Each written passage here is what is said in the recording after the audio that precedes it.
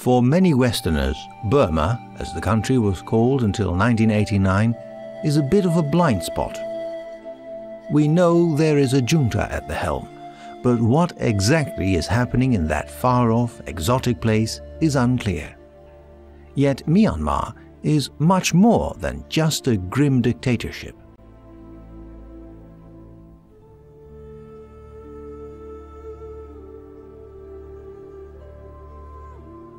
The vast majority of the population consists of friendly and hospitable people, known for their restrained behavior and their respect for the elderly.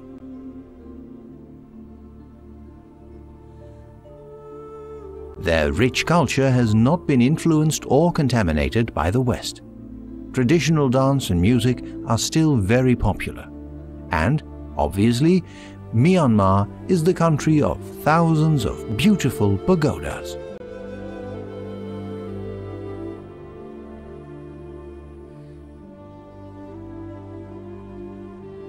In some of these temples, astonishing Buddha statues are on display.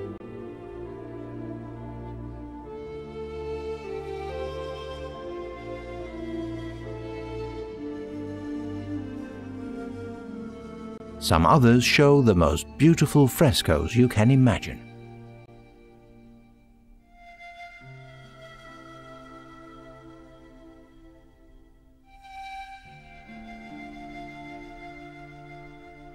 But then again, if you could scratch just a little at the surface of these paintings, you might discover less pretty pictures. Other, less holy saints may appear.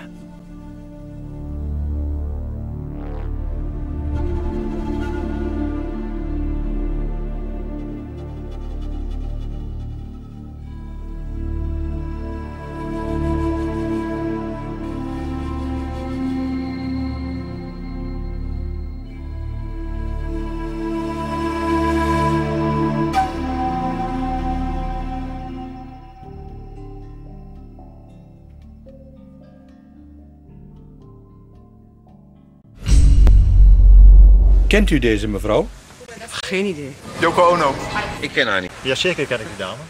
Oh, die mevrouw die op dat eiland... To most Westerners, Aung San Suu Kyi is by far the most famous resident of Myanmar. That in itself is not very surprising. She is, and always has been, a beautiful, elegant lady, like so many of her female compatriots. What made her famous was her standing up against the military leaders during the general uprising in 1988. And because, previous to that, she had been living in England and the USA for a very long time, she spoke English fluently, so she had an easy appeal for us Westerners. More important than that, she became popular very fast in the country where she was born. She became the figurehead of the resistance and grew into an icon that more or less monopolized that widely spread resistance. And to us, Westerners, it seemed that, whatever her point of view, she seemed to be speaking for all of her compatriots. But unfortunately, we overlook the complexity of the history and ethnic diversity of Myanmar. 2/3 of the population is ethnic Burman. The rest, more than 30%, consists of people of more than a dozen other ethnic groups like Karen, Shan, Pao, Karenni, and many others. And as history shows, the relationship between the Burmans on one side and all the other ethnic people on the other side has been an extremely bloody one, not only in ancient history, but as recent as during World War II. In other words, the ethnic diversity has dramatically influenced the history of Myanmar. Bloody, violent struggles between the Burmans and many of the other smaller peoples go back centuries. The colonial annexation of the country by the British in the late 19th century did not put an end to that. It was not until the 1930s that the last of the ethnic minorities were subdued.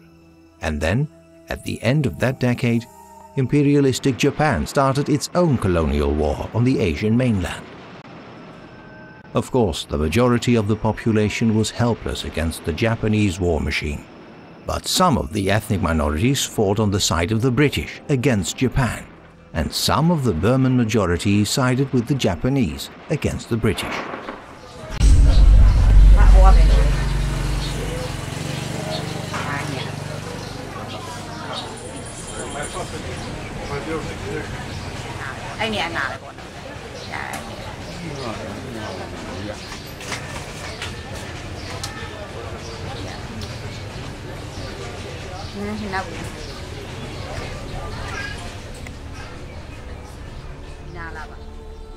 Among the Burmese who took sides in the war was a young student called Aung San, who in 1939, then 24 years old, founded the Burmese Communist Party and then became its first general secretary.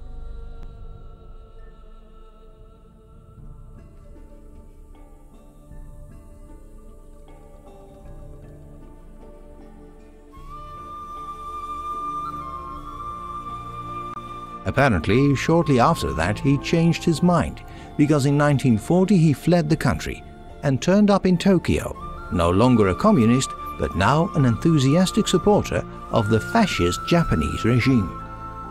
Aung San was trained by the Japanese military for a period of 5 months, which seems rather short for someone who took on the title of general. Nevertheless, Aung San took upon himself the formation of what he called the Burmese Independence Army. Again, a rather grand name for an unruly ragtag unit, amongst whose members a certain dose of opportunism and adventure was not uncommon.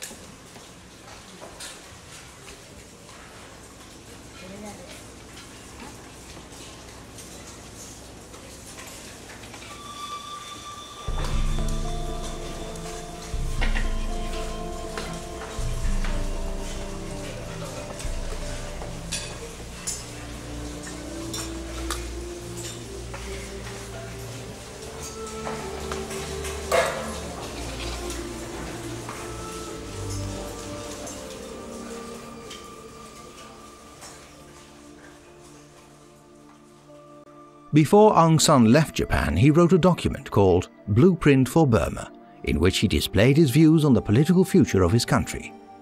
This blueprint showed an uncut fascist disposition, with many overblown phrases about one country, one people, one nation, one leader, and about the nonsense of parliamentary opposition and the authority of the leader whose word would have priority over the law. In short, a document that would not look out of place in Joseph Goebbels' library. And it certainly contained paragraphs about the racial superiority of some people over others and subsequent passages about eugenic selection. It was made clear to the reader of this document that the leadership in Burma was to be in the hands of ethnic Burmese and that the future of the other ethnic groups was to be in a subordinate position.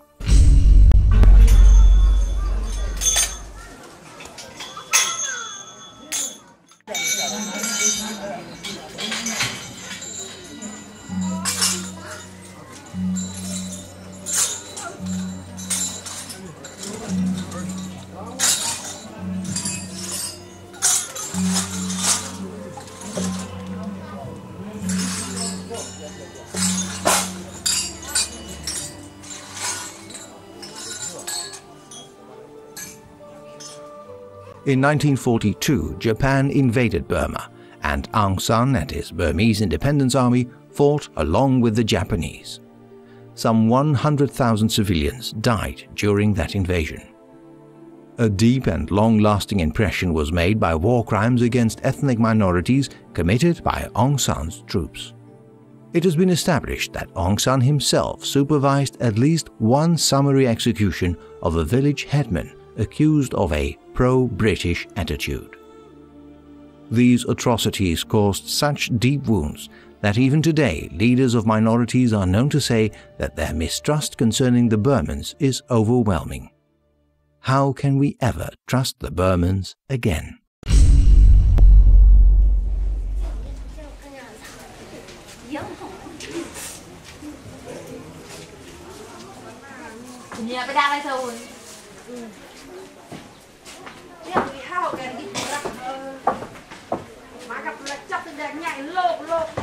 Ni lẩu đã chừng lẩu tệ đã cho anh này rồi với tụi ăn cái bơ luôn.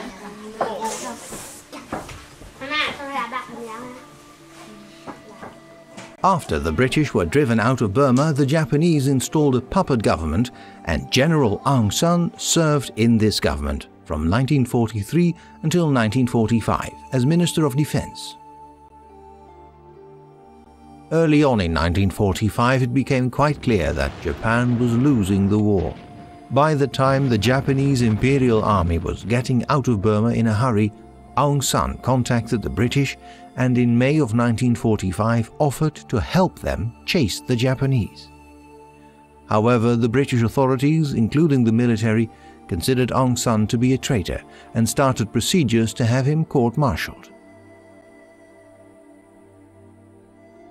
He was saved by Lord Mountbatten, who, after the bloody decolonization of India, wanted a quick and dirty departure from Burma. Aung San was spared the death penalty, unlike that pro-British village elder that he had executed, but got a seat at the negotiating table where the independence of Burma was discussed.